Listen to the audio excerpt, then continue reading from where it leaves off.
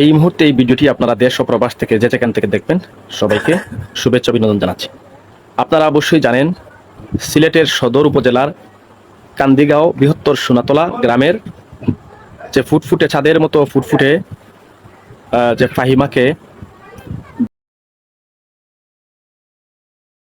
করা হয়, সেই বিষয়টি পুরো সিলেটকে নাড়িয়ে দিয়েছে এবং দেশ বিদেশেও থেকে ওই বিষয়টির নিন্দার ঝড় উঠেছে। আমরা এখন সেই ফাহিমার ঘরে রয়েছি। ফাহিমার ঘরের অবস্থা খুবই জরাজীর্ণ। আপনারা দেখতে পাচ্ছেন ফাহিমা সহ এই পরিবারে মোট 5 জন সন্তান, অর্থাৎ ফাহিমা বাবা দিনমজুর রাইসুল ইসলামের 3টি কন্যা সন্তান ছিল এবং 2টি ছেলে ছিল। 3টির মধ্যেই ফাহিমা তৃতীয় মেয়ে ছিল। তো এই হচ্ছে ফাহিমার বড় বোন। আপনি কোন ক্লাসে পড়েন? ক্লাস 6ষ্ঠ শ্রেণীতে। 6ষ্ঠ শ্রেণীতে। চোখে মুখে এখনো বড় বোনের বেদনার ছো আমরা দেখতে পাচ্ছি, চোখে চলচল করছে। এই যে ছোট আরো 3টা বোন রয়েছে, 3টা ভাই বোন রয়েছে, তারা হয়তো জানে না তাদের ফাহিমা আর ফিরে আসবে না। তাদের এরকম বিষয় সম্পর্কে তারা তেমন অবগত নয়, বা তারা হয়তো বোঝার বাকি এখনো সময় হয় নাই। তো ফাহিমার বাবার সম্পর্কে আমরা এখানে এসে আরো অনেক জানতে পারলাম। উনি আসলে এক ধরনের শারীরিক প্রতিবন্ধী, কানে কম শুনেন, কোনো মতে আর কি দিনমজুরের কাজটা করতেন। আমি ওনার সাথে কথা বলেছি, উনি আসলে আমি কি বলেছি উনি বুঝতেই পারেন নাই। মা তো আর একদম কি বলবো, মায়ের কলিজা, আদরের সন্তানের সুখে মায়ের কলিজা পেটে চৌচির হয়ে যাচ্ছে। যত জীবন বাঁচবেন এই সন্তান হারানোর বেদনা হয়তো মাকে থাড়াবে। তো আমরা এখন হয়তো ফাহিমাকে ফিরে পাবো না। ফাহিমার ঘরের যে এই পরিবারকে একটু মানসিক শান্তি বা ঘুরে দাঁড়ানোর লক্ষ্যে আপনারা যদি স্বেচ্ছায়, তারা কিন্তু চাচ্ছে না, স্বেচ্ছায় যদি কেউ কোনো সহযোগিতা করতে চান তাহলে আপনারা সহযোগিতা করতে পারেন।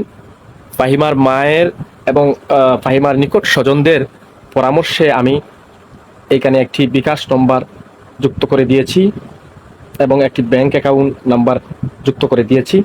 আপনারা চাইলে সেই বিকাশ এবং ব্যাংক অ্যাকাউন্ট নাম্বারে অনুদান পাঠাতে পারেন। আমরা চাই যে কোনোভাবে ফাহিমাদের পরিবারকে পরবর্তীতেও টাকা পয়সার প্রলোভন দেখিয়ে এই বিচারটাকে যাতে বাধাগ্রস্ত না করে, এই জন্যই যদি আমরা ফাহিমার পরিবারকে একটু আর্থিকভাবে সাপোর্ট দিয়ে তাদেরকে আমরা একটু চাঙ্গা রাখতে পারি, মনোবলটা একটু বাড়াতে পারি, তাহলে হয়তো তারা এই এদেরকে বিচারের কাঠগড়ায় নিয়ে আসার জন্য হয়তো বা তারা আরো শক্ত অবস্থান থাকবে। তো আমার এই ভিডিওটা আপনারা হয়তো অনেকেই সহায়তা করতে পারবেন না, যারা করতে পারবেন না শেয়ার করে অন্যকে দেখার সুযোগ করে দিবেন, যাতে কারো না কারো চোখে পড়ে ফাঁসি চান। মানে যারা এই ঘটনার সাথে সম্পৃক্ত বা যুক্ত আছে সকলের আপনি ফাঁসি চান, এটাই তো কথা। আচ্ছা, ফাহিমা যেদিন নিখোঁজ হয় শেষ কি কথা বলেছিল আপনার সাথে? 10 টাকা চেয়েছিল।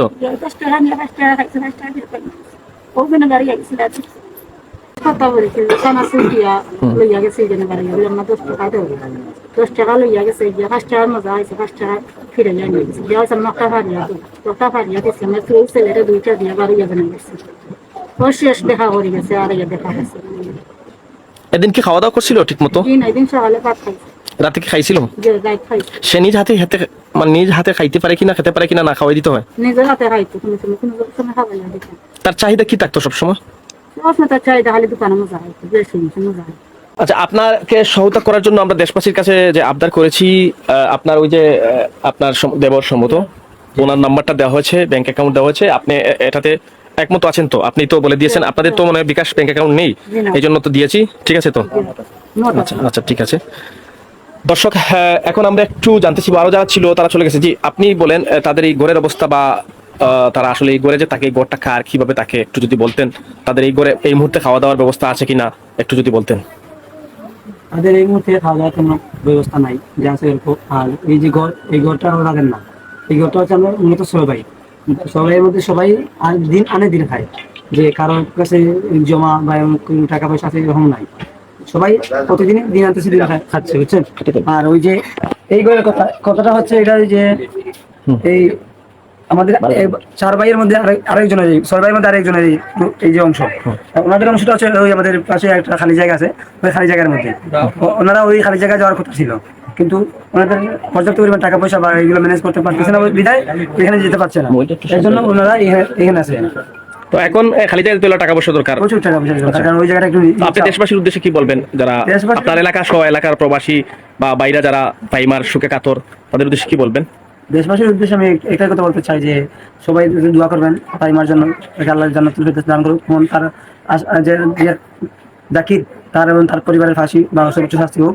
আর যদি কেউ আপনার সহিত চায় ফাইমা বা ফাইমার ফ্যামিলিকে কোনো ধরনের অর্থ সহজ বা অন্য কিছু কোনো কিছু দিয়ে সহযোগিতা করতে চান তাহলে পারবেন, সমস্যা নেই। জি, আচ্ছা, কোনো সময়ে আমরা দেখেছি যেহেতু আপনারা গরিব মানুষ, ফাইমার পরিবার আর্থিকভাবে অসচ্ছল, তারা কিন্তু আপনাদের চেয়ে সচ্ছল। যদি কোনো সময় আপনাদেরকে তারা ব্ল্যাকমেইল বা টাকা পয়সা দিয়ে আপনাদের সাথে কোনো আপোষ করতে চায়, আপনাদেরকে সেটা মানবেন? না, অ্যাকচুয়ালি এটা মানার মতো নয়, এটা আমরা কখনো মানবো না। এই যে আমার একটা 4 বছরের বাতিজি, তাকে তার প্রতি এই যে অবিচারটা হয়েছে, মানলেও এলাকার মানুষ আপনাদেরকে ঘৃণা আর করবে। এই যে এলাকার বর্তমান যে সিচুয়েশন, এটা আমাদের হাতে নাই। এটা শুধু আমাদের বাতিজি এখন নয়, এখন সারা বাংলাদেশের বাতিজি, বাংলাদেশের মেয়ে, বাংলাদেশের ভাই বোন ও এটা আমাদের একটা এলাকার একটা যুব সমাজ আপনারা আছে। কোনো অন্যায়, কোনো হুমকি দামকির কাছে মাথা নত করবেন না, আচ্ছা, আমরা- আজকে যে একটা বিষয় এলাকাবাসী, বিক্ষুব্ধ এলাকাবাসী জাকিরের বাড়িতে ভাঙচুর করেছে, তার ভাই ফেসবুকে পোস্ট দিয়েছে যে তার গড়ে অনেক টাকা পয়সা ছিল, এতে কি যারা প্রতিবাদী ছিল তারা কি আতঙ্কিত বা ভয় পাচ্ছে, না মানুষ আরো বিক্ষুব্ধ হচ্ছে? না, মানুষ আতঙ্কিত হচ্ছে না, মানুষ আরো বিক্ষিপ্ত হচ্ছে যে এই যে তার এই ধরনের আচরণ বা এই যে এই বর্তমানে এই যেটা পোস্ট করছে, এটা কিন্তু খুবই অন্যায় এবং ন্যাক্কারজনক। সে এখন তার উচিত ছিল সে কিভাবে এই ফ্যামিলিকে একটা সমবেদনা দিবে যে আমিও তোমাদের সাথে আছি, তোমরা যা করবে আমাকে সঙ্গে নিয়ে করবে। তাহলে তা না করে প্রথমে যে সমবেদনার কথা জানা ছিল বা পাশে ছিল, এটা কি নাটক ছিল কিনা? এটা সম্পূর্ণ নাটক, এমনকি কাকতালীয়, যাতে সবাই বুঝে যে সে বা তার ফ্যামিলি কেউ দোষী নয়, সবাই নির্দোষ। তার ভাইকে বাঁচানোর জন্য সে সর্বোচ্চ চেষ্টা করছে। বুঝতে পেরেছি। আপনার কথা হচ্ছে এই গড়টাও যিনি আছেন ফাহিমার বাবা, তাদের গড় এখন না, নাই, না। এই তারা অন্যত্র একটা জায়গা তাদের বাগে পড়েছে। যদি ফাহিমার পরিবারকে কেউ সহায়তা করে, তো সেই জায়গায় তো তারা নতুন ঘর তৈরি করবে, তারা বসবাস করতে পারবে, আর হবে না। এই হচ্ছে ফাহিমার কাপড় চোপড় ব্যবহৃত, এই হচ্ছে জুতা, এই হচ্ছে জুতা, ফাহিমার জুতা। এই যে জুতা, অথবা এই জীবনে ভালো একটা জুতাও পরতে পারি নাই দারিদ্রতার কারণে, কিন্তু যেই কাপড়টা পরতো ফাহিমাকে চাঁদের মতো লাগতো। এই হচ্ছে একটা স্যান্ডেল, এই হচ্ছে তার কাপড় চোপড়, এই হচ্ছে তার কাপড় চোপড়। হয়তো এই জীবনে ফাহিমা ভালো একটা পোশাকও পরতে পারেনি, স্বপ্নের জাল বোনা লাগি স্বপ্নটা ভেঙে দিল একটা নরপশু। এই হচ্ছে ফাহিমা কাপড়। এই যে আপনি কাপড় দেখতেছেন, হ্যাঁ। এই কাপড়ের যে সেলভার আছে, ওই সেলভারটা তখন পরে আছে আচ্ছা, তো এখন মূল কথাটা হচ্ছে ফাহিমার বাবা যেহেতু শারীরিক প্রতিবন্ধী দিনমজুর, উনি হয়তো বা ফাহিমার কারণে রোজি রোজগার করতে পারবেন না। এখন যদি একটু সহায়তা করেন তাহলে তার পরিবারটা একটু ঘুরে দাঁড়াতে পারে। আর যেটা হচ্ছে যে তাদের এই গড়টিও তাদের নেই, তারা তাদের অংশটা একটু বাইরে জায়গা রয়েছে, সেই জায়গাটা তারা একটা গড় বানাবে। আপনারা দেশ, সমাজ, এলাকা, দেশ বিদেশ থেকে যে যেখান থেকে পারেন ফাহিমার পরিবারের পাশে একটু দাঁড়ান, তাহলে তারা হয়তো একটা ফাহিমার পরিবার বাকি সদস্যরা একটু শান্তিতে থাকতে পারবে। ধন্যবাদ, সবাই ভালো থাকুন, সুস্থ থাকুন। এই পর্যন্ত আজকে।